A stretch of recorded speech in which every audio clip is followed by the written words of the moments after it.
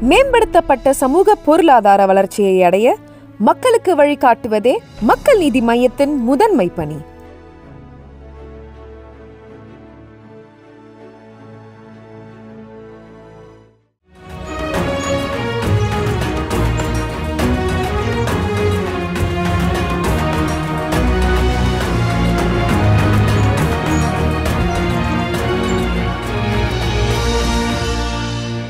உங்களுடைய வாழ்க்கையில மிகப்பெரிய திருப்பத்தை உண்டாக்கியதுன்னா அது விஜய் பிரபாகர் தான். ஆமாம் சார். அவர் தான் வந்து எனக்கு அவரை எங்கே சந்திச்சிங்க? அவர் ஆழ்வார்பேட்டில் அவரோட ஆஃபீஸில் பார்த்தேன் சார் ஃபஸ்ட் டைம். அப்போல்லாம் வந்து நம்ம டைரக்டர் நேரம் சந்திக்கிறதே கொஞ்சம் கஷ்டமாக தான் இருக்கும். ஏன்னா மிஸ்கின் சார் வந்து அவர் எப்பவுமே ஆஃபீஸில் இருப்பதுனால அவரை பார்த்துடலாம். மற்றபடி டைரக்டர் பார்க்கணுன்னா அசிஸ்டன்ட் டைரக்டரை அனுமதித்து அதுக்கப்புறம் தான் உள்ளே போக முடியும். ஸோ இவர் வந்து நேரடியாகவே வந்து இப்போ அவர் இன்ட்ரடியூஸ் பண்ணி பேசிக்கிட்டார் ஃபஸ்ட் டைம். அந்த படம் ரிலீஸ் ஆகலை. அவர் வந்து ஐஎம் விஜய் பிரபாகரன், இந்த படத்தோட டைரக்டர் அப்படின்னு சொல்லி அது புதுசாக இருந்தது. இப்படிலாம் யாரும் இருக்க மாட்டாங்களேன்ட்டு. அப்புறம் நான் சொன்னேன், அங்கே அவர் தான் எனக்கு நிறையா கற்றுக் கொடுத்தாரு சார். அவர் ஒரு கேமரா முன்னாடி எப்படி ஒரு கேரக்டராக மாறி நிற்கிறது அப்படின்ற மாதிரி நிறைய நுணுக்கங்கள்லாம் அவர் தான் எனக்கு சொல்லி கொடுத்து அந்த படத்தில் ஒரு பெரிய ரோலும் கொடுத்தாரு. தசையினை தீச்சுன்னு கரெக்டாக இல்லைங்க சார். அந்த படம் தான் சார் நல்ல எக்ஸ்பீரியன்ஸ் கொடுத்து படமாக வெளியில் வரல. அது ஒரு நல்ல அனுபவம் சார். 1940களில் நடக்கிற மாதிரியான ஒரு கதை. அதில் ஒரு முக்கியமான கதாபாத்திரம். அந்த கேரக்டர் பேர் தான் சார் காளி. சரி. என்னோட பேர் வெங்கட் சேர்ந்து அப்படியே வந்துருச்சு சார். அந்த படத்தில் நடிக்கிறதுக்கு முன்னாடி நடிப்பை பற்றி உங்களுடைய அபிப்பிராயம் என்னவா இருந்தது? அது வந்து இப்போ நினச்சாலும் கொஞ்சம் காமெடியாக தான் சார் இருக்கு. ஏன்னா நான் என்ன நினச்சிருப்பேன்னா ஒரு சீனும் ஒரு நடிகர் மாதிரி நடிக்கணும்னு நினச்சி வச்சுருப்பேன். ஒரு சீன் சிவாஜி, ஒரு சீன் சரி, ஒரு சீன் ஜனகராஜ் சார், ஒரு சீன் வி.கே. ராமசாமி சார், இப்படி மாற்றி அந்த சீன் அப்படி நடிச்சிடலாம். இந்த மாதிரி சீன்னா இப்போ சோகமான சீனை ஒரு மாதிரி நடிக்கலாம். இப்படி ஒரு இதுதான் இருந்தது சார். அவர் தான் எல்லாத்தையும் அப்படிலாம் கிடையாது. வந்து இன்றைக்கி வந்து இயல்பாக நடிக்கிறது தான் ஒரு இது. யாரையும் இமிட்டேட் பண்ணக்கூடாது. நீ உனக்கு ஒரிஜினலாக என்ன வருதோ அதை வந்து இன்னொரு கேரக்டராக நினச்சி நீ பண்ணணும் அப்படின்னு சொல்லி எனக்கு இது பண்ணது அவர் தான் சார். அந்த படத்தை பொறுத்த வரைக்கும் மிகப்பெரிய போராட்டம். அந்த படம் வரல. ஆமாம் சார். ஆமாம். அப்போ உங்களுடைய மனநிலை எப்படி இருந்தது சார்? நான் நினச்சிட்டேன், சரி நம்ம தான் ஒரு ரோல் நடிச்சிட்டோம், இனிமேல் ஒன்றும் இல்லை, இந்த படம் ரிலீஸ் ஆனால் நம்ம வந்து ஸ்டார் அப்படின்ற ஒரு மென்டாலிட்டியில் சுற்றிக்கிட்டு இருக்கிறேன். எங்கேயுமே அதுக்கப்புறம் ஆஃபீஸே போகல. ஒரு வருஷம் 1.5 வருஷம் ஆயிடுச்சு. சும்மாவே அந்த ஆஃபீஸ் மட்டும் எப்போது போவேன். அப்புறம் சும்மா படம் ரிலீஸ் ஆனால் நமக்கு வாய்ப்பு தேடி படம் வரும்போது அதுக்கப்புறம் நான் தானே நிறைய வாய்ப்பு வரப்போகுது அப்படின்ற ஒரு மிதப்பில் இருந்துட்டேன். அது ஒரு 6 மாதம் வரைக்கும் அப்படியே தெரிஞ்சது. அப்புறம் போக ரொம்ப கேப் விட்டு எனக்கு ஒரு சின்ன பதட்டம் வந்துடுச்சு. மறுபடியும் என்ன பண்ணுறது? அப்புறம் டைரக்டர் தான் மறுபடியும் சொன்னார், நீ எப்பவுமே நடிக்கிறது வந்து பேட்டிங் பண்ணுற மாதிரி ப்ராக்டிஸ்லேயே இருக்கணும். அப்போ தான் பால் பார்த்து கரெக்டாக அடிக்க முடியும். திடீர்னு ஒரு 2 வருஷம் வேறு வேலைக்கு போய்ட்டு திருப்பி நீ பிச்சில் வந்து விளாட வந்தீங்கன்னா விளாட முடியாது. ஸோ அது வந்து ப்ராக்டிஸ்லேயே இருக்கணும். அதனால் என்ன ரோல் கிடச்சாலும் போய் பண்ணு. க்ரௌடில் நிற்க சொன்னாலும் ஷூட்டிங் வேடிக்கை பாரு, இல்லையா நாடகத்தில் போய் நடி, நாடகத்தில் போய் பேக் ஸ்டேஜ் ஒர்க் பண்ணு, ஏதோ ஒன்று துறை சார்ந்து அதுக்குள்ளே இருன்னு சொல்லி சொன்னார். அதுக்கப்புறம் திரும்பவும் மறுபடியும் தேட ஆரம்பிச்சேன். அப்போ தான் ஷார்ட் ஃபிலிம்ஸ் எல்லாம் வந்துச்சு. நாளை இயக்குனர் அதெல்லாம் வந்து அதில் நடிக்க ஆரம்பிச்சு தான் சார் கொஞ்சம் நல்ல எக்ஸ்பீரியன்ஸ் கிடச்சிது. நாளை இயக்குனரில் எந்தெந்த இயக்குனர்லாம் உங்களுக்கு நல்ல நண்பர் தானாங்க? அவர் ஆக்சுவலாக ஒரு அயலான் ரவிக்குமார் இருக்கார் சார். அவர் தான் ஃபஸ்ட்டு எனக்கு நாளை இயக்குனரில் ஃபஸ்ட்டு டைரக்டரு. அதுக்கு முன்னாடி நலன் சார் பழக்கம் வந்துச்சு. நலன்குமார் சார் அவரோட ஃபஸ்ட்டு ஷார்ட் ஃபிலிம் நடிக்கிறதா இருந்துச்சு. நான் வந்து அப்போது வந்து ஃபஸ்ட்டு சீசன் தொடங்குது. ஷார்ட் ஃபிலிமுக்கு வந்து என்னை கூப்பிட்றதுக்கு ஃபோன் பண்ணி என்னை பார்க்கணுன்னு வந்தாங்க. அப்போது இந்த கேகே நகரில் ஒரு சின்ன பார்க்கு, அந்த பார்க்கு பக்கத்தில் அந்த மீட் பண்ணுறோம் ஒரு ஈவினிங் டைமில் மீட் பண்ணேன். அப்போது நான் என்ன வச்சுக்கிறேன்னா, நம்ம தான் பெரிய படமே நடித்து வச்சுருக்கோம், ரிலீஸ் ஆகிறதுக்கு, இதில் ஷார்ட் ஃபிலிம்லாம் போய் எங்கே நடிக்கிறது அப்படின்ட்டு சரி மீட் பண்ணுவோம் அப்படி தான் போனேன். அவர் வந்து நலன் சார் வந்து இந்த மாதிரி ஒரு சீன் சொன்னார். அவரோட ஃபஸ்ட்டு ஷார்ட் ஃபிலிம் வருது, கோடம்பாக்கம் நிஞ்சா அப்படின்னு ஒரு கேரக்டர். அது ஒரு மேனேஜர் கேரக்டர். அது சினிமாவில் இருக்கிற ஒரு மேனேஜர் கேரக்டர் அப்படின்னு சொன்னோடனே இது வேறு நம்ம பண்ணணுமா இந்த மாதிரி சலிப்பு. சரி ஆமாம், அது நீங்கள் எனக்கு ஒரு பண்ணி காட்ட முடியுமான்னு கேட்டார். சரி ஓகே பண்ணி காட்டுறேன்ட்டு அங்கே வச்சு ஒரு சீன் வந்து நடிச்சு காமிச்சேன். அவர் ஓகே நான் கூப்பிட்றேன் அப்படின்னாரு. அதுக்கப்புறம் கூப்பிடல, அது அப்படியே போயிடுச்சு. ஆரம்பித்து அப்புறம் ஒரு பாயிண்டில் நாளைய கொண்டு ஃபைனல்ஸ், அந்த சீசன்லேருந்து ஃபைனல்ஸு நடக்குது. ஃபைனல் ரவுண்டு இது ஷூட் நடந்துகிட்ருக்கப்போ இவர் விஜய் சேதுபதி சார் கூட நாங்கள் போகிறோம். அவர் அதில் நடிச்சிட்ருக்கார் அந்த சீசனில். அப்போ போனால் அவர் நானும் சார் அங்கே பார்க்குறேன், தலைவர் அப்படி இருக்கீங்க, நல்லா இருக்கு சார், நான் ஃபைனல்ஸ் வந்துட்டேன் அப்படின்னாரு. சார் என்னை கூப்பிடவே இல்லைன்னு. அவன் தலைவா அந்த டைமில் வந்து கொஞ்சம் பட்ஜெட் இது இஷ்யூவாக இருந்தது, சரின்ட்டு நாங்களே அப்படியே ஒருத்தர் வச்சு பண்ணிட்டோம், நம்ம ஃபர்தராக நம்ம கண்டிப்பாக ஒர்க் பண்ணோம் அப்படின்னு சொன்னார்.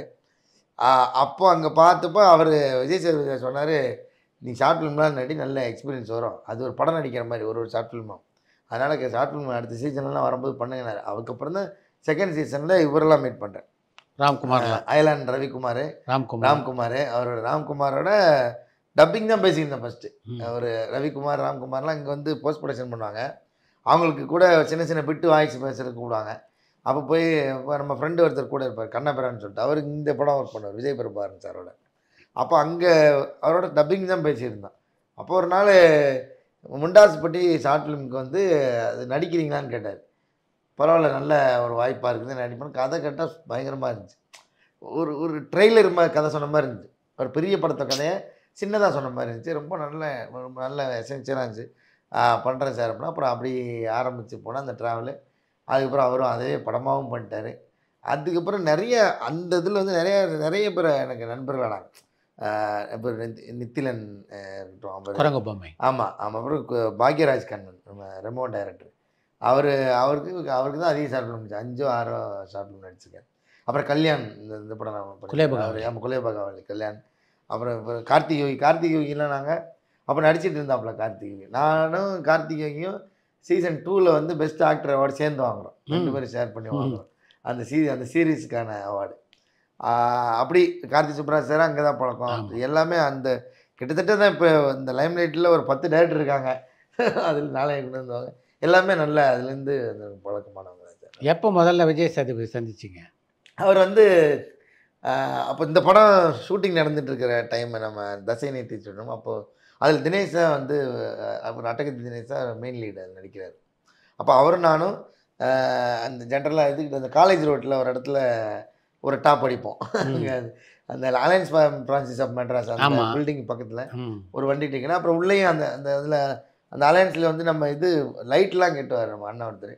அப்போ அங்கே போய் அப்பப்போ பார்ட் டைமாக போய் வேலை செய்ப்போம்.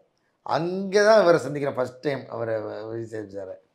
அப்போ தான் காளி, அவர் வந்து தினேஷ் வந்து காளின்னு அறிமுகப்படுத்துகிறார். நான் வந்து வெங்கட்னு சொல்லிட்டு ஒன்றா சொல்லிட்டோம், உங்கள் பேர் அப்படின்னா நான் வெங்கட்னா அவர் காளினார். காளியா வெங்கட்டா? இல்லை சார், என் பேர் வெங்கட், இந்த படத்தில் காளி, அதெல்லாம் இல்லை, காளி தான் நல்லா இருக்கு, நான் காளி தான் கூப்பிடுவேன் அப்படின்னு ஆரம்பித்து 2008 அப்போ இருந்து அப்போ நிறையா ஒன்றாவே ட்ராவல் பண்ணிட்டுருப்போம் சார். ஆடிஷன் போகிறதுலேருந்து எல்லாமே அப்போ வந்து அவர் அப்போ செலக்டிவாக தான் சார் போவார். ஆமாம். அப்போ நீங்கள் போயிட்டு வந்துருங்க அப்படின்வார்.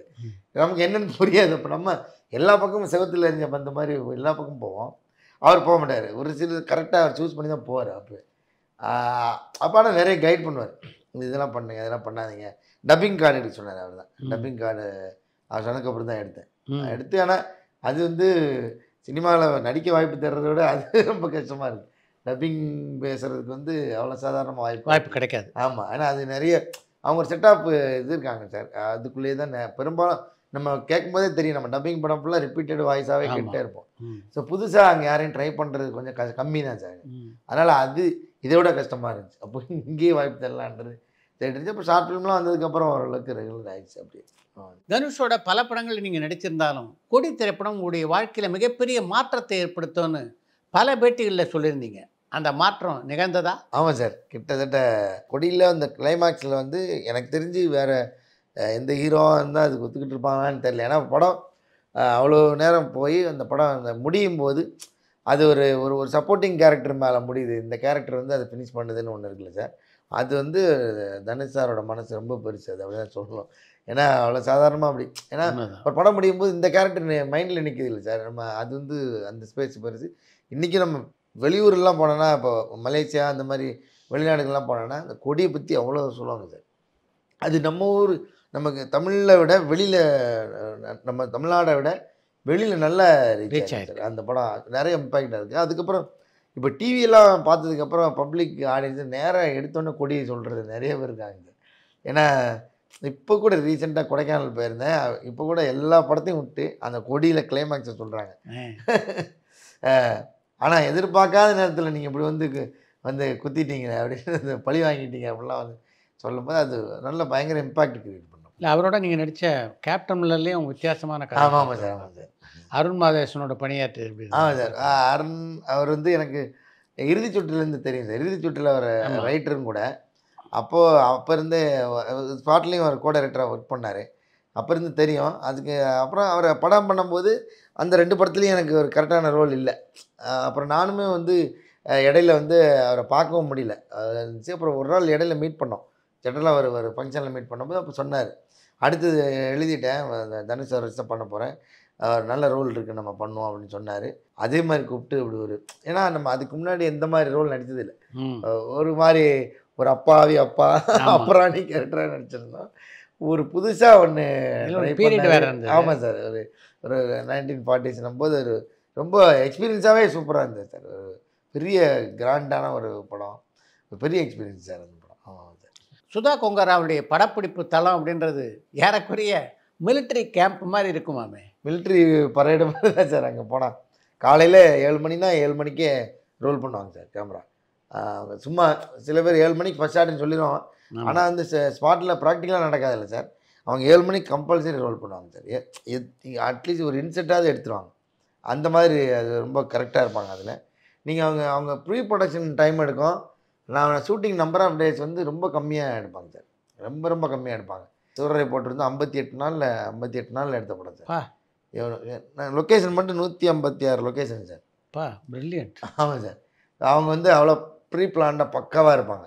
லொக்கேஷன் பார்க்கும்போது ஸ்டேஜிங்லாம் கூட ஃபிக்ஸ் பண்ணிடுவாங்க சார். யார் இங்கேருந்து என்ட்ராவது, எந்த கேரக்டர் இங்கே வந்து ப்ளேஸ் பண்ணி, இந்த பிளேஸ்மெண்ட்லாம் கூட ஃபிக்ஸ் பண்ணிட்டு தான் ஷூட்டிங்கே போவாங்க. அதனால் வந்து அவங்ககிட்ட ஒர்க் பண்ணும்போது ரொம்ப பயங்கர ஒரு அட்டென்ஷனில் நம்ம இருக்கணும். இருந்தால் தான் அது பண்ண முடியும். அதான் சொல்கிறேன் சார், அவங்ககிட்ட ஒரு படம் நடிச்சிட்டோம்னா எங்கே வேணாலும் நடிச்சிட முடியும். அந்தளவுக்கு ஒரு டிசிப்ளினும் கொடுத்துருவாங்க. அதே நேரத்தில் நமக்கு அவங்களோட டெடிக்கேஷன் பார்த்து நமக்கு பதட்டமாக இருக்கும். நாங்கள் சூரரை போட்டு ஷூட்டிங் அப்போ நான் 8 மணிக்கு டைம் சொன்னாங்க. வித் மேக்கப் ரெடி ஆகிட்டேன் நான் 8 மணிக்கு. அந்த பாறை மேலே இருக்கிற மாண்டேஜ் எடுக்கிறாங்க. அந்த ஆனமலையில் ஒரு மலை மாதிரி இருக்கும் சார். அது மேலே அதில் ஏறி போகிறதுக்கெலாம் வசதியெல்லாம் இல்லை பெருசாக. ஒன்றும் இந்த படிக்கட்டு அது மாதிரிலாம் எதுவுமே கிடையாது. ஒரு கயிறு மேலேருந்து கட்டி வச்சுருக்காங்க. அங்கங்கே இது பிடிச்சி அப்படி பிடிச்சி தான் ஏறணும். அப்படின்ட்டு நான் கீழே நின்று யோசிச்சுட்டு இருக்கிறேன், என்ன இதில் எப்படிடா ஏறுறது ரொம்ப அப்படின்னு அப்படி யோசிச்சுட்டு இருக்க கேப்பில் மைக் எடுத்து அந்த அப்படியே திடுன்னு ஓடினாங்க அந்த பக்கம். அவங்க 7 மணிக்கெல்லாம் மேலே போயிட்டாங்க. இப்போ வேற ஒருத்தவங்க என்ன பண்ணியிருப்பாங்க, நீங்கள் மேலே இருந்து எடுத்து காமிச்சிருங்க அப்படி கூட சொல்லியிருப்பாங்க. கீழே இருந்திருப்பாங்க. எந்த வசதியுமே இல்லை. கயிறு பிடிச்சி தான் ஏறணும். அந்த கயிறு ஒரு பாயிண்டில் கிட்டத்தட்ட ஒரு ஃப்ளோர் அளவுக்கு கயிறு பிடிச்சி அங்கே கால் வச்சு தான் ஏறணும். மீதியெல்லாம் நடக்கிறதுக்கு பாதிருக்கா நான் மலை மேலே ஏறி தான் போனோம். மேலே அப்படி ஓடிட்டு இருக்காங்க. இப்போ எனக்கு பக்குனாயிடுச்சு. அவங்க முன்னாடியே போயிட்டாங்கடா, நம்ம போயிடணும் அப்படின்ட்டு. ஸோ அவங்க முன்னாடி இருக்கிறதுனால நம்ம போய் தானே சார் ஆகணும். அந்த மாதிரி அவங்க எல்லா இடமுமே அப்படி தான் சார். அவங்க எல்லா இடத்துலையும் சொன்ன டைமுக்கு எல்லாருமே நடந்துருது சார். ஏன்னா ஒரு பாயிண்ட்டுக்கு மேலே அவங்க வரும்போது நம்ம போய் தானே சார் ஆகணும். அதனால் ரொம்ப டெடிக்கேஷனோட உச்சம் அவங்க. அதனால் அவங்ககிட்ட அந்த எக்ஸ்பீரியன்ஸ் வந்து எங்கே போனாலும் நமக்கு கை கொடுக்கும். நடித்து காட்டுவாங்களா?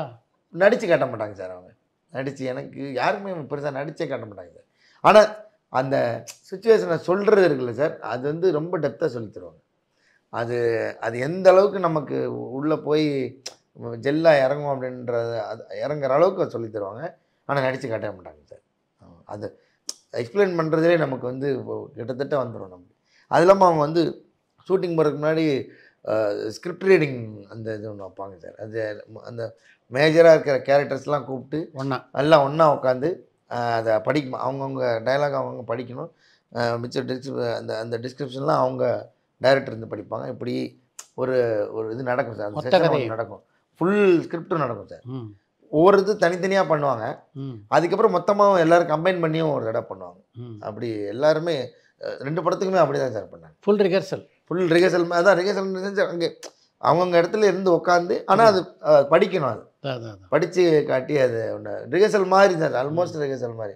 அதுக்குள்ளேயே நமக்கு கிட்டத்தட்ட எல்லாமே அந்த கேரக்டர் நமக்கு உள்ள ஓரளவுக்கு வந்துடும். அந்தளவுக்கு அதை ரெடி பண்ணிடுவாங்க சார் அவங்க. இறுதி சுற்றில் பணியாற்றும் போது எதனால் அவங்கள தேர்ந்தெடுத்தேன்னு சொன்னாங்களா அவங்க அந்த கேரக்டருக்கு? வாயமுடி பேசணும்னு ஒரு படம் பாலாஜி மோகன். அதில் நான் பண்ணியிருந்தேன். பாண்டியராஜன் சாரோட அசெண்டாக பண்ணியிருந்தேன். அப்போ அந்த படம் அவங்க பார்த்துட்டாங்க. ரிலீஸ்க்கு முன்னாடி பார்த்துட்டாங்க. அப்போது என்னை கூப்பிட்டு ஒரு ரோல் இருக்குது பண்ணுங்க. நாங்கள் சரி மேடம்ன்ட்டு இப்போ நான் அந்த மாதிரி இது இப்போ அந்த படம் பார்த்தேன் வாய்மொழி பேசும் பாலாஜி காமிச்சா நல்லா இருந்துச்சு படம். அவங்க கேரக்டர் எனக்கு பிடிச்சிருந்துச்சி. இதில் ஒரு கேரக்டருக்கு கொஞ்சம் கொஞ்சம் வித்தியாசமாக இருக்கும் அப்படின்னு சொல்லியப்போ ஒரு அப்பாவாக வரோம்னா அப்போ நான் சொன்னேன் அது பரவாயில்ல மேடம் நான் அந்த குழந்தைங்களுக்கெல்லாம் அப்பாவாக நடிச்சிருக்கேன் அப்படின்னு. இல்லை இதில் வந்து ஒரு 20 வயசு பொண்ணுக்கு அப்பாவாக நடிக்கணும்.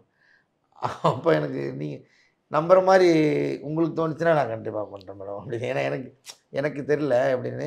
ஆனால் நீங்கள் கான்ஃபிடென்ட்டாக சொன்னால் நான் பண்ணுறேன். இல்லை நாங்கள் ஆல்ரெடி முடிவு பண்ணிட்டோம், நீங்கள் யோசிச்சுங்க. ஏன்னா இது நீங்கள் இது நடிக்கிறது மூலமாக திரும்ப தொடர்ந்து எல்லாம் அந்த மாதிரி ஏஜ்டான ரோல் கூப்பிட்றதுக்கு வாய்ப்பு இருக்குது. அதனால் நீங்கள் அதை யோசிச்சுக்கங்க, கவனமாக நீங்கள் யோசிச்சு சொல்லுங்கள். நம்ம மேடம் இதுதான் இந்த மாதிரி தான் கிடைக்காத வாய்ப்பு, ரெகுலராக இருக்கிற வாய்ப்பெல்லாம் கிடைச்சிடும். நீங்கள் என்ன சொன்னாலும் நான் அது பண்ணிக்கலாம் மேடம் நீங்கள் சொல்லுங்கள் அப்படின்னா. அப்புறம் சொன்ன மாதிரியே ஆனால் அதுக்கப்புறம் ஒரு 1.5-2 வருஷம் கழிச்சு ஷூட்டிங் ஆரம்பிச்சிது. ஆனால் அப்போ ஃபிக்ஸ் பண்ணது அப்படி உறுதியாக இருந்தாங்க.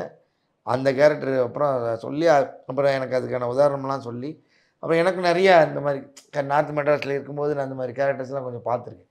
ஸோ அதோட சின்ன சின்ன இன்ஸ்பிரேஷனில் அப்படி பண்ணது. அப்புறம் இது கூடுதலாக என்ன விஷயம்னா ஹிந்திலையும் அந்த ரோல் நான் பண்ணது.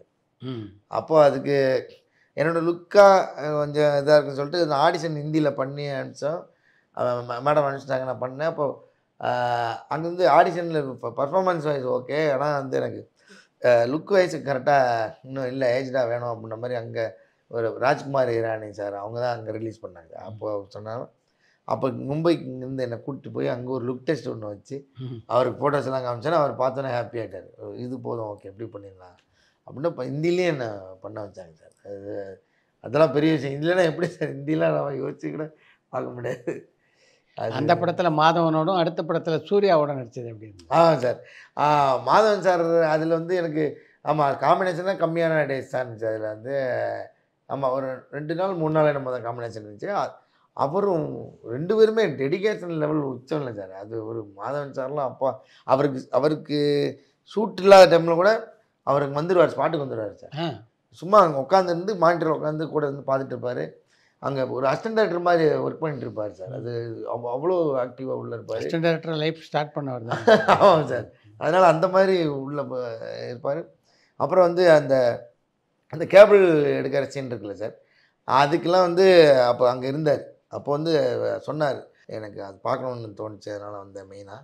அப்புறம் வந்து எக்ஸ்பிளைன் பண்ணார் என்னென்னலாம் இருக்குது, அது எப்படிலாம் பண்ணலாம் அப்படின்றது. ஒரு ஒரு காருக்குள்ளே உட்கார வச்சு நான் அந்த என்னோடய ஒய்ஃப் கேரக்டர் உட்காந்துதான். அப்போ எங்களுக்கு வந்து ஒரு மணி நேரம் அந்த அந்த சீனுக்கான இதை வந்து சொல்லி ஒரு ப்ராக்டிஸ் மாதிரி கொடுத்தாரு. அப்படி ஒரு டெடிக்கேட்டடாக இருந்துச்சு. அவருக்கு சீன் இல்லைன்னா எப்படி யாரும் வரமாட்டாங்க ஸ்பாட்டு ஹீரோஸ். ஆனால் அவர் அதை மீறி அந்த மாதிரி ஒரு டெடிக்கேட். இப்போயும் நான் அவரோட டெஸ்ட்டுன்னு ஒரு படம் பண்ணியிருக்கேன் சார். அதுவும் அவர் கூட ஒர்க் பண்ணுறது எக்ஸ்பீரியன்ஸ். ஆமாம் மேடம், ஆமாம் சார். சூரிய ரிப்போர்ட்டர் சூர்யா சார் கூட அது எல்லா நாளுமே சாரோட காம்பினேஷன்லேயே இருந்துச்சு. ஆல்மோஸ்ட் ஒரு கிட்டத்தட்ட ஒரு நல்ல நல்ல சீன்ஸ் இருந்தது. ஆமாம் சார். அதனால் அவரும் பயங்கர டெடிக்கேஷன். அவர் அந்த சீன்லாம் அந்த கலப்பை இழுத்துட்டு போகிற மாதிரி ஒரு சீன் ஒரு படத்தில் இல்லைன்னு நினைக்கிறேன். டெலிட்டட் சீனில் வந்துச்சுன்னு நினைக்கிறேன். அப்போது அது எடுக்கும்போது இருக்குல்ல சார், அந்த ஒரு ஷார்ட்டு கேப்லையும் ஒரு அந்த தண்டால் மட்டும் 50 எடுத்தார் சார். 50 தண்டால் டேக்கு முன்னாடி 50 தண்டால் எடுத்தார் சார். நான் ஃபாஸ்ட்டாக ஆரம்பித்தாரா சரி ஒரு 10-15 அடிப்பாருன்னு பார்த்தேன். அண்ணு போட்டே இருக்காரு, எவ்வளோ நேரம் போட்டுருக்காருன்னு 2வது ஷாட் 1 மோர் சொன்னால் திருப்பி அப்போ தான் என்ன 50 அடிக்கிற ஒரு செட்டுக்கு திருப்பி அப்படியே போய் நினைக்கிறாரு. அப்பா என்ன ஒரு டெடிகேஷன். அது இல்லாமல் அதுக்கப்புறம் அவர் வந்து வெயிட் லாஸ் பண்ண வேண்டியது இருந்தது சார். ஒரு பாயிண்ட்டுக்கு மேலே அந்த மிலிட்ரி போர்ஷன் ஆரம்பிக்க போகுது. அந்த ஷெடியூல்லாம் போட்டாச்சு. இங்கேருந்து போயிட்டு அப்படியே அது ஆரம்பிக்க போகுது. பயங்கர ஸ்ட்ரிக்டான டயட்டில் இருக்கார் சார். அப்போ வந்து ஒரு நாள் என்ன யோசிச்சாரு தெரியல, நான் வந்து நல்லா சாப்பிடுவேன்னு தெரிஞ்சிச்சுன்னு நினைக்கிறேன். ஒரு பெரிய கேரியர் எல்லாம் அவ்வளோ உயரத்துக்கு மதுரையில் என்னென்னலாம் ஸ்பெஷலான ஃபுட் இருக்கோ எல்லாத்தையும் ஒவ்வொரு அடுக்குலையும் ஒவ்வொரு ஃபுட்டு வச்சு எல்லாம் நான் வெஜிடேரியன் ஃபுல்லாக அடுக்கி கொடுத்து விட்டார் சார். சூர்யா சார் உங்களுக்கு கொடுத்தாரு. ஓப்பன் பண்ணால் அவ்வளோ இருக்குது. ஆனால் அந்த டைமில் அவர் சாப்பிட மாட்டார். அவருக்கு வந்து ஒன்லி வெஜிடபிள்ஸ் அந்த மாதிரி தான் இருந்துச்சு. ஏன்னா வெயிட் லாஸில் இருக்கார். அந்த அந்த இந்த மிலிட்ரி கெட்டப் நடிக்கிற டைமில் வச்சு அவர் சாப்பிட்லன்றக்கா எங்களை சாப்பிட வச்சு அழகு பார்க்குறாரு. இந்த மாதிரி 2மே பெரிய எக்ஸ்பீரியன்ஸ் சார். 2மே 2 விதம் 2 ஸ்டாரு. அது ஒரு மாதிரி ரொம்ப இதாக. அதே மாதிரி விஜயோட 2 படங்களும் நடிச்சு. ஆமாம் சார். தெரி மெர்சல் 2மே. தெரியில் தான் ரொம்ப நாள் சாரோட ஒரு 20 நாளுக்கு மேலே சாரோட ட்ராவல் பண்ணுற மாதிரி இருந்துச்சு. ராஜாராணிலே ஒரு ஆடிஷன் பண்ணேன். அப்போ வந்து ராஜாராணியில் என்ன சொன்னாருன்னா, இதில் பெரிய ரோல்லாம் ஒன்றும் இல்லை. அப்புறம் வந்து ஒரு ஷார்ட் ஃபிலிம் பார்த்துருந்தாரு. ஒரு பாக்யராஜ் கண்ணனோட ஷார்ட் ஃபிலிம் நடிச்சார். அதை பார்த்துருந்தார். பார்த்துட்டு சொன்னார், எனக்கு ரொம்ப பிடிச்சிருந்துச்சிங்க, ரொம்ப நல்லா பண்ணுறீங்க. ஆனால் இதில் அந்த மாதிரி உங்களுக்கு கொடுக்குற மாதிரி எதுவும் இல்லை. ஆனால் அடுத்ததில் பார்ப்போம் அப்படின்னு, அடுத்ததில் தான் நான் பண்ணுவோம் அப்படின்னு சொல்லியிருந்தார். இது ஜென்ரலான டைலாக் தானே. ஆனால் யாரும் கூப்பிட மாட்டாங்கல்ல சார். அடுத்த படத்தில் கூப்பிட்றேன்னு கூப்பிட மாட்டாங்க. ஆனால் கரெக்டாக கூப்பிட்டாரு. தெரிய ஆரம்பிக்கும்போது கூப்பிட்டு அந்த கான்ஸ்டபிள் கேரக்டர் சொன்னார். ஒரு 3 சீனில் ஒரு முக்கியத்துவம் இருக்கும். மீதியெல்லாம் கூட சாரோட ட்ராவல் ஆகிற மாதிரி இருக்கும். நல்ல ஒரு எக்ஸ்பீரியன்ஸாக இருக்கும், நீங்கள் பண்ணுங்கள். அதுமாதிரி ஒரு கிரேட் எக்ஸ்பீரியன்ஸ். ஏன்னா விஜய் சாரோட ஸ்டார்டம் லெவலுக்கு அவர் அவ்வளோ சிம்பிளாக இருப்பார். நான் எதிர்பார்க்கவே இல்லை சார். அவரே வந்து உங்களுக்கு தெரிஞ்சிருக்கோம், இருந்தாலும் அவரோட வேலையெல்லாம் அவரே விட செஞ்சுக்கிறார் சார். இப்போ என் கேட்டகரியில் இருக்கிற நடிகர்கள் நானே அவ்வளோ அசிஸ்டண்ட் வச்சு அவ்வளோ இதுவாக இருக்கிறோம், நம்ம சொகுசாக இருக்கிற அவர் எதுவுமே பண்ண அவருக்கு அவரே கூட பிடிச்சிக்கிறாரு. வேர்க்கும்போது அவரே டச்சப் பண்ணிக்கிறாரு. இன்னும் சொல்லப்போனால் சாப்பாடு அவரே எடுத்து வச்சு தான் சாப்பிடுவாராம். கேள்வி நான் பார்க்குறேன். ஆனால் கேரவனில் வச்சுட்டு வந்துடுவாங்களா, இவர் எடுத்து வச்சு சாப்பிட்டு திருப்பி எடுத்து வச்சுருவாராம். ஸோ அந்த மாதிரி சிம்பிளாகவே அவர் இருப்பார் சார். அவர்கிட்ட அதை பார்த்தது ஷூட்டிங்கில் அவ்வளோ ஆக்ஷன்னா வேற ஒரு ஆளாக மாறிடுவார். ஆமாம், அதுக்கு முன்னாடி வரைக்கும் அப்படியே குவைட்டாக அப்படி இருப்பார். ரொம்ப காமாக, ரொம்ப அதிகமாக பேச மாட்டார். ஆனால் இந்த ஆக்ஷன் அந்த கேரக்டர் அப்படி டக்குன்னு அந்த ஆட்டிடியூடே வேற ஒன்றா மாறிடும் சார். அது வந்து அவர்கிட்ட இருந்து நிறையா கற்றுக்கிட்டேன். அப்புறம் மெர்சல் அப்போது காம்பினேஷன் சீன் இல்லை. ஒரு நாள் மட்டும் டைரக்டர் வர சொன்னார் பார்க்குறக்காக. அப்போது நான் போயிருந்தேன், ஆட்லி சார் வர சொன்னார். அப்போது சொன்னார் சார்கிட்ட, அப்போது ஃபைட் சீன் ஒன்று போயிருந்தேன், கையெழுத்து போடுற சீன் அது போயிட்டு இருந்தது. இதில் பின்னிமில்லில் ஃபைட்டு போயிடுச்சு. அப்போது கூப்பிட்டு போய் சொன்னார், இந்த பூங்கொடி அப்பா வந்து ஒரு பண்ணுறாங்கன்னா அவருக்கு ரொம்ப ஹாப்பியாகிடுச்சு. உடனே கட்டி பிடிச்சி சொன்னார், ரொம்ப படத்தில் முக்கியமான கேரக்டர் நீங்கள் பண்ணுங்கள், உங்களுக்கு ஒரு நல்ல ஒரு கரியரில் ஒரு முக்கியமானதாக இருக்கும்னா. ஆனால் அவர் சொன்னதை விட பயங்கரமான இது கிடச்சிது. ஆமாம் சார். உங்களுக்கு நடிப்பில் பாடம் சொல்லி கொடுத்த ஆசிரியர்கள் அப்படின்னா எந்தெந்த இயக்குனர்கள்லாம் சொல்லுவீங்க? நான் அதுக்கு ஒரு பெரிய லிஸ்ட்டே இருக்குது சார். அது வந்து அவ்வளோ சாதாரண இன்றைக்கும் நான் ஒரு டேரக்டர்கிட்டையும் கற்றுக்கிட்டே தான் சார் இருக்கிறேன். ஏன்னா அவங்க ஒரு டேரக்டரோட அந்த பார்வை இருக்குல்ல சார், அது ஒன்று வேறு வேறையாக இருக்குது. அதில் வந்து நான் எனக்கு ரொம்ப மறக்க முடியாதுன்னா ஒரு 10 டேரக்டருக்கு 15 டேரக்டர் சொல்லிடுவேன். அதில் அந்த வகையில் இப்போ வசந்தபாலன் சார் சொன்ன மாதிரி, சுதா மேடம் அது மாதிரி, அட்லி சார் அது மாதிரி. அட்லி சார் வந்து ஒரு சீன் மெர்சல்லாம் எடுக்கும்போது அவ்வளோ அவர் வந்து ஃப்ரீடம்னா அப்படி ஒரு ஃப்ரீடம். நம்மளை வந்து முழுசாக தயார்படுத்தி ஒரு சேவலை வந்து சண்டைக்கு விட்டால் அப்படி விடுவாங்க, அந்த மாதிரி அவ்வளோ நம்மளை தயார்படுத்துகிறார் சார் அவர். அதனால அவராக இருக்கட்டும், நிறைய சொல்லலாம். நான் ஆக்சுவலாக வெற்றிமாறன் சாரோட அந்த இது எனக்கு ரொம்ப பிடிக்கும் சார். நான் வந்து NH4 வந்து நடித்தேன், சாரோட ஸ்கிரிப்ட் தான். அப்போ நான் போகிற அன்னைக்கு சார் அங்கே இருந்தார். அப்போ அந்த ஷூட்டிங் ஸ்பாட்டில் அப்போது அவர் எனக்கு சொல்லி கொடுத்த விதம் வந்து ரொம்ப மறக்கவே முடியாது இன்றைக்கி வரைக்கும். அந்த ஃபோனில் பேசும்போது அந்த டெக்னிக்கலாக சில வார்த்தையெல்லாம் எனக்கு அவ்வளோவா வரல. அதுதான் நீங்கள் கான்ஃபிடென்ட்டாக பேசுங்க காலி, ஒன்றும் பிரச்சனை இல்லை, நம்ம டப்பில் எல்லாத்தையுமே சரி பண்ணலாம், நீங்கள் எனக்கு அந்த கண்டென்ட் மட்டும் வந்துடணும், அது மாதிரி பண்ணுங்க அப்படின்னு சொல்லி அந்த சுதந்திரம் இருக்குல்ல சார், அது கொடுக்குறது. வெற்றிமாறன் சார்கிட்ட எனக்கு அந்த இது வந்து ஒரு நடிகர் கான்ஃபிடென்ட்டு டைரக்டர்கிட்ட இருந்தால் வருதுன்றது நான் அவர்கிட்ட தான் சார் உணர்ந்தேன். நான் அது மாதிரி விஜய் பிரபாகரன் சார், இப்படி நிறைய சொல்லலாம், பெரிய லிஸ்ட். ரஞ்சித் சார்லாம் வந்து அவர் வேற ஒரு இதில் சொல்லிடுவார். சொல்லிக் கொடுக்குறதே நமக்கு தெரியாது, நமக்குள்ளே தானாக வந்துடுற மாதிரி அந்த ஒரு இயல்பை வந்து சொல்லி கொடுத்து எடுத்துருவார். இந்த மாதிரி நிறைய டேரக்டர்ஸ்கிட்ட இருந்து கற்றுக்கிட்டே இருக்க வேண்டியிருக்கு சார். ஏன்னா நான் சொன்ன மாதிரி ஒவ்வொரு டேரக்டருக்கும் ஒரு பார்வை இருக்குல்ல சார், அது வந்து நமக்கு அனுபவத்தை கொடுத்துக்கிட்டே இருக்குது சார். இன்னமும் புது இயக்குநர்கள்ட்ட இருந்து அவ்வளோ எசன்ஸ் இருக்குது சார். இப்போது அது இப்போ அப்கமிங்கில் வர்ற டேரக்டர்ஸ்லாம் பயங்கர ஸ்கில்லில் இருக்காங்க. கிட்டத்தட்ட ஒரு நல்ல ஒரு ஆரோக்கியமான இதுக்கு போயிட்டுருக்கு சார் டேரக்டரோட அந்த பார்வை. சார்பட்டா பரம்பரையை பொறுத்த வரைக்கும் உங்களுடைய பாத்திரம் மிகப்பெரியது இல்லை அப்படின்னாலும் மிக முக்கியமான பாத்திரம். ஆமாம் சார். நான் அவர்கிட்ட இருந்து முதல் படத்துலேருந்து அவர்கிட்ட நான் சான்ஸ் கேட்டே இருப்பேன் சார். நான் வந்து நிறைய டேரக்டர்கிட்ட போய் கேட்டதில்லை, போய் கேட்க நமக்கு டைம் இருக்காது. ஒரு சில பேருக்கு நம்ம ஒர்க் பண்ண ஆசை இருக்கணும் சார். அந்த மாதிரி ஒரு முதல் படத்துலேருந்து அவர்கிட்ட கேட்டே இருப்பேன். அப்போது சார்பட்டால சொல்லும்போது ஒரு சின்ன ரோல் தான் இருக்குது, பண்ணு நல்லாயிருக்கும் அப்படி தான் சொன்னார். அப்புறம் படம் ஷூட்டிங் நடக்க செஞ்சு முக்கியமான ரோலாக இருக்குது, ஒரு சின்ன ரோல் சொல்லிட்டாரு அப்படின்னு. அவர் அந்த ஸ்லாங்கு சொல்லித்தரதாக இருக்கட்டும், அந்த கேரக்டராகவே அவர் நானும் இல்லை சார், ஒரு சின்ன கேரக்டர் பண்ணாலும் அவங்களுக்கும் அந்த முக்கியத்துவம் கொடுத்து அவங்களுக்கு அந்த ஃபுல் ஃப்ரீடம் கொடுத்து எடுப்பார். அது அது எல்லாருமே கிட்டத்தட்ட அவங்களே டெடிக்கேட்டடாக மாறிடுவாங்க. சரி ஓகே இது நம்ம நல்லா பண்ணிடணும் அப்படின்ற மாதிரி எல்லா கேரக்டர் மேலேயும் நமக்கு நம்ம சார்பட்டாவில் பார்த்தோன்னா கிட்டத்தட்ட 20-25 கேரக்டர் நமக்கு எல்லாமே ரெஜிஸ்டரான கேரக்டர். ஆமாம், எல்லா எல்லாருக்கும் கேரக்டருக்கும் முக்கியத்துவம். ஆமாம் சார். எல்லா கேரக்டரும் எடுக்கும்போதே அப்படி தான் சார் எடுப்பார். அது வந்து அவர்கிட்ட ஒரு பெரிய ஸ்பெஷல். அது சூப்பராக சொல்லித்தருவார். அவர் சொல்லித்தர்றதே நமக்கு ஒரு லாபகமாக அப்படி வாழைப்பழம் சாப்பிட்ட மாதிரி இருக்கும். அவர் சொல்லி கொடுத்துட்டு போயிடுவார். ஓகே பண்ணிடலாவா அப்படி இல்லைன்னா என்னவா அடுத்த டேக்கு போவோம் இப்படி ரொம்ப சாதாரணமாக இது பண்ணார். அது ரொம்ப பிடிக்கும் சார்.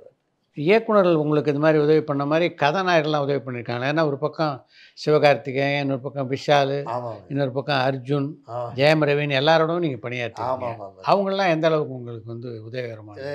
எல்லாருமே நான் இப்போ ஆர்யா சார்லாம் எனக்கு வந்து அவரோடய 4 படம் நடிச்சேன் நினைக்கிறேன் கிட்டத்தட்ட. ஆமாம், சார்பட்டா பரம்பரை, மகாமுனி.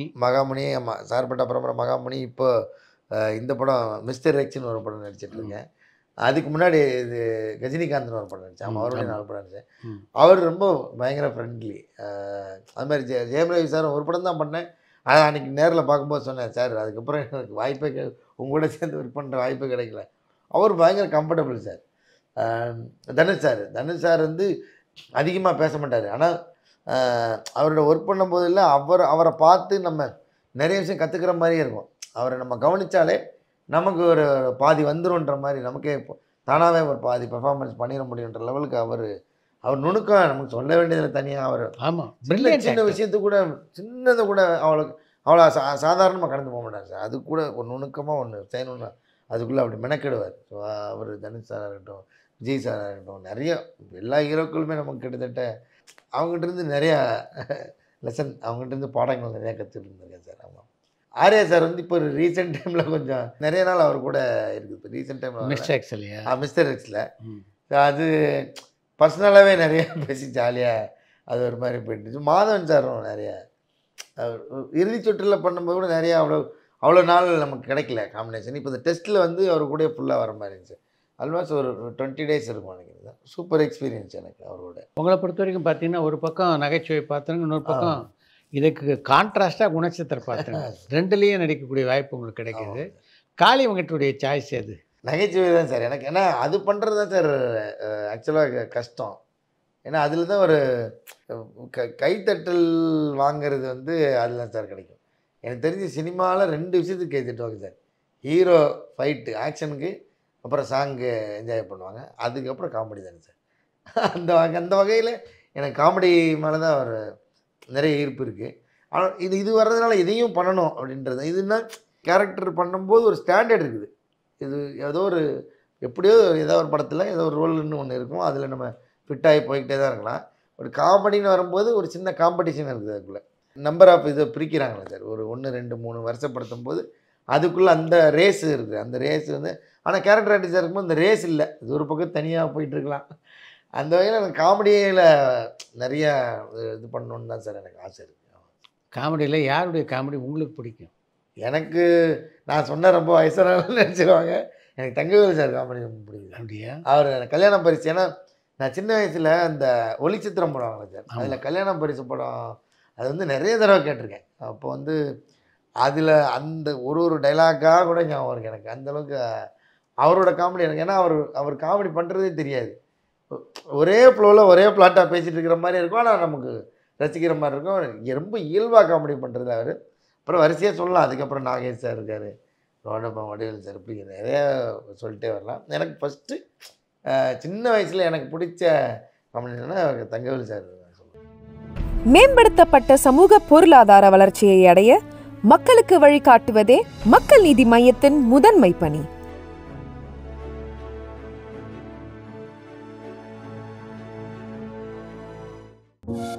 பரபரப்பான சினிமா செய்திகள், நட்சத்திரங்களின் பேட்டிகள், சினிமா வரலாறு ஆகியவற்றை பார்க்கவும் படிக்கவும் உங்களுக்கான இணையதளம் tourantalkies.co.